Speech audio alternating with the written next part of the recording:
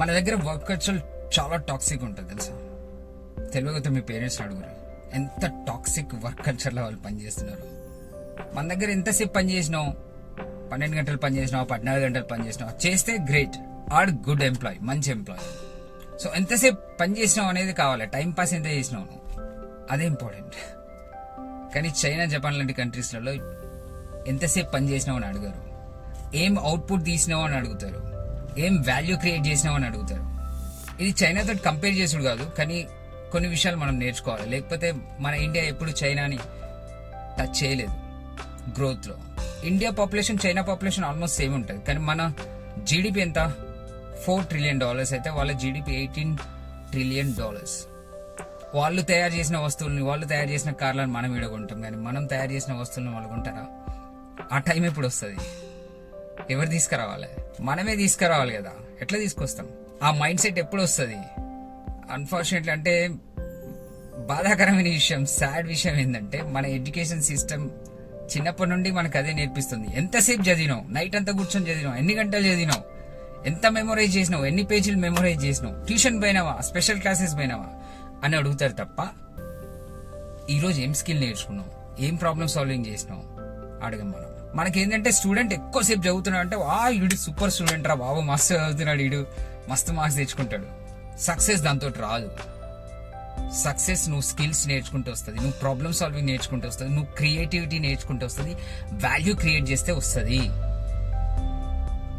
Memorise చేస్తే, ఎక్కువ time pass చేసుకుంటే రాదు. మనం టైం పాస్ లోనే ఉండిపోతాం. మోదీజీ కలలు కంటున్న ఆ గ్రోత్, ఎకనామికల్ గ్రోత్ కష్టమైపోతుంది. మోదీ ఒక్కటి చేయలేడు కదా, మనం అందరు కలిసి చేస్తేనే వస్తుంది. ఎస్పెషల్లీ ఇప్పుడున్న జనరేషన్, ఇప్పుడున్న స్టూడెంట్స్. మన జీవితాలు మన కంట్రోల్లోనే లేవు అసలు. మన బాసులు కంట్రోల్ చేస్తారు. నువ్వు ఎప్పుడు లేవాలి, ఎప్పుడు తినాలి, ఎప్పుడు పండుకోవాలి, ఎంత స్ట్రెస్ తీసుకోవాలి, మొత్తం బాసులే డిసైడ్ చేస్తారు. కంట్రోల్ మొత్తం వాళ్ళ చేతులలో ఉన్నది. నువ్వు నీ జీవితాన్ని మొత్తం తీసుకుపోయి వేరే వాళ్ళ కంట్రోల్లో పెడుతున్నావు. ఎందుకు? ఇంట్రోస్పెక్ట్ చేయి. మొత్తం ఒక టాక్సిక్ ట్రాప్ లో ఉన్నారు ఎంప్లాయీస్, బాస్లు, అందరూ. మొత్తం సిస్టమ్ అంతా అట్లానే ఉన్నది. బట్ చేంజ్ చేయాల్సిన టైం వచ్చింది ఇప్పుడున్న జనరేషన్.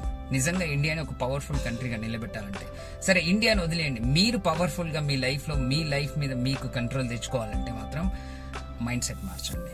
ఏం స్కిల్స్ నేర్చుకుంటున్నావు, ఏం ప్రాబ్లమ్ సాల్వింగ్ నేర్చుకుంటున్నావు, ఎంత వాల్యూ క్రియేట్ చేయగలుగుతున్నావు నువ్వు డైలీ, అది ఇంపార్టెంట్. 4 సంవత్సరాలు డిగ్రీ చేస్తా, 2 సంవత్సరాలు పీజీ చేస్తా, తర్వాత టైం పాస్, ఇదే టైం పాస్ చేసుకుంటూ కూర్చుంటా అంటే నీ లైఫ్ ని ఇంకోడే కంట్రోల్ చేస్తాడు, నువ్వు కంట్రోల్ చేసుకోలేవు. ఇండియాని ఎప్పటికీ నువ్వు ముందుకు తీసుకెళ్లలేవు. ఇండియా మీద భారం అవుతావు తప్ప ఇండియాని ముందుకు తీసుకెళ్లే శక్తివి నువ్వు కాలేవు. చైనాని మనసులో ద్వేషించడం కాదు, మనసులో ఫైట్ చేయడం కాదు, చైనా తోటి గ్రోత్ లో ఫైట్ చేయి. అలాగంటే ఎక్కువ గ్రోత్ చేసి చూపించు.